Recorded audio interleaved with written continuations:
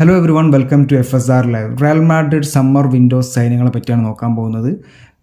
Jose മൗറിനോയ്ക്ക് വേണ്ടി Real മാഡ്രിഡിന് വേണ്ടി പെരസന്നം ചെയ്ത 6 സൈനിങ്ങുകൾ റയൽ മാഡ്രിഡിന് ഗുണം ചെയ്തിട്ടുണ്ടോ? 2 സീസണായിട്ട് റയൽ മാഡ്രിഡിന് ഒന്നുമില്ല, അത് നമ്മൾ മനസ്സിലാക്കേണ്ട കാര്യമാണ്. അതുകൊണ്ടാണ് സാക്ഷാൽ വൺ ആൻഡ് ഓൺലി ലെജൻഡ് ജോസേനെ റയൽ മാഡ്രിഡ് കൊണ്ടുവന്നത്. അതിന് മുന്നേ കുറച്ച് കാലം അൽവാറോ ആയിരുന്നു, അതിന് മുന്നേ സാബി അലൻസോ ആയിരുന്നു.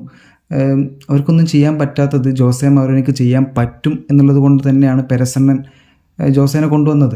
സോ ഈ 6 സൈന്യങ്ങളെ പറ്റി നമുക്ക് നോക്കാം. കാർലോസ് SP സ്ട്രൈക്കറാണ്, യങ് ആണ്.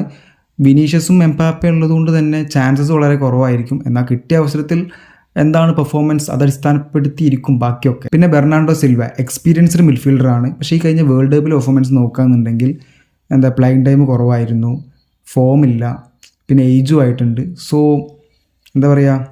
എക്സ്പീരിയൻസ് ഉണ്ട് ബട്ട് നോട്ട് ഗുഡ്. പിന്നെ ആൻഡി മോൻ്റെ ഫോർവേഡാണ്, യങ് ആണ്. റയൽ മാഡ്രിഡ് തന്നെ ഹിസ്റ്ററിയിലെ വൺ ഓഫ് ദ എക്സ്പെൻസീവ് ട്രാൻസ്ഫറിൽ ഒന്നായിരുന്നത്. നോക്കുകയാണെന്നുണ്ടെങ്കിൽ ഐവറി കോസ്റ്റിക്ക് വേണ്ടി വേൾഡ് കപ്പിൽ ഗംഭീര പെർഫോമൻസ് ആയിരുന്നു. RB ലൈപ്സിഗിന് വേണ്ടിയിട്ട് ക്ലബ്ബ് തലത്തിൽ നോക്കുകയാണെന്നുണ്ടെങ്കിൽ നല്ല പെർഫോമൻസ് ആയിരുന്നു. ബുണ്ടസ് ലീഗയിലെ ബെസ്റ്റ് യങ്ങസ്റ്റ് പ്ലെയറൊക്കെ ആയിട്ടുണ്ട്, ഗുഡ് പ്ലെയറാണ്. അടുത്തത് മാർക്ക് കുക്കറയ്യ, ഡിഫൻഡറാണ്. എനിക്ക് തോന്നുന്നത് റയൽ മാഡ്രിഡിൻ്റെ one of the best signing ആയിട്ടാണ് എനിക്ക് തോന്നുന്നത്. കാരണം വേൾഡ് കപ്പിൽ കുക്കറയുടെ പെർഫോമൻസ് സ്പെയിന് വേണ്ടിയിട്ട് ഗംഭീര പെർഫോമൻസ് ആയിരുന്നു. പിന്നെ ഇബ്രാഹിം കോൻ്റെ ആണ്, ഡിഫൻഡറാണ്. പക്ഷേ എനിക്ക് റയൽ മാഡ്രിഡിൻ്റെ ഏറ്റവും ബെസ്റ്റ് CB ആയിട്ട് തോന്നിയത് മിൽറ്റാവ് ആണ്. മേ ബി കോൻ്റെ ഒരു ബാക്കപ്പ് ഓപ്ഷൻ ആയിരിക്കാം. അടുത്തത് ഡെൻസൽ ഡംഫ്രീസ് ആണ്. ഈ 6 സൈന്യങ്ങളാണ് ഈ വിൻഡോയിൽ റയൽ മാഡ്രിഡ് നടത്തിയത് നിലവിൽ. റയലിന് ഏറ്റവും അത്യാവശ്യമുള്ളത് ടോണി ക്രൂസിനെ പോലെ ഗെയിം മൊത്തത്തിൽ കൺട്രോൾ ചെയ്യാൻ ക്യാപ്പബിലിറ്റി ഉള്ള പ്ലെയർ അല്ലേ വേണ്ടത്. വേണമെങ്കിൽ നമുക്ക് സിൽവനെ പറയാം, പക്ഷേ ബെർണാർഡോ സിൽവനെ നോക്കിക്കഴിഞ്ഞാൽ വേൾഡ് കപ്പിൽ പെർഫോമൻസ് നോക്കുകയാണെങ്കിൽ നോട്ട് ഗുഡ്. പിന്നെ ഏജും ആയിട്ടുണ്ട്. സോ അതൊരു ഗുഡായിട്ട് എനിക്ക് തോന്നുന്നില്ല. ബാക്കിയൊക്കെ നമുക്ക് പെർഫോമൻസ് കണ്ട് തന്നെ മനസ്സിലാക്കേണ്ടി വരും. നിലവിൽ ഫോമല്ല, അതാണ് മെയിൻ പ്രശ്നം. പിന്നെ നോക്കുകയാണെന്നുണ്ടെങ്കിൽ വാൽവർദയും ബെല്ലിംഗ്ഹാമുമാണ്. പക്ഷേ one of the best box to box players ആണെങ്കിൽ പോലും ഒരു ഗെയിം മൊത്തത്തിൽ ക്യാരി ചെയ്യാൻ ക്യാപ്പബിലിറ്റി ഉണ്ടോ എന്ന് ചോദിച്ചു കഴിഞ്ഞാൽ അത് നമുക്ക് ഉറപ്പ് പറയാൻ പറ്റില്ല. ടോണി ക്രൂസൊന്നുമായിട്ട് കമ്പയർ ചെയ്യാൻ പറ്റില്ല, അതാണ് സത്യം. അഥവാ റോഡ്രി റയൽ മാഡ്രിഡിൽ അന്ന് വന്നിട്ടുണ്ടായിരുന്നെങ്കിൽ ആ ഒരു മിസ്സിങ് പീസാണ് റോഡ്രി.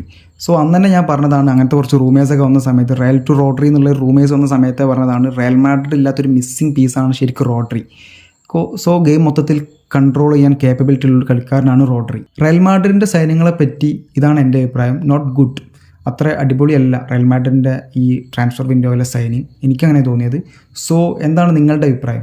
ഇപ്പോൾ നോക്കുകയാണെന്നുണ്ടെങ്കിൽ റോഡ്രി ടു ബാർസലോണ എന്നുള്ള ചാൻസസ് ഭയങ്കര ഹൈ ആയിട്ട് നിൽക്കുകയാണ്.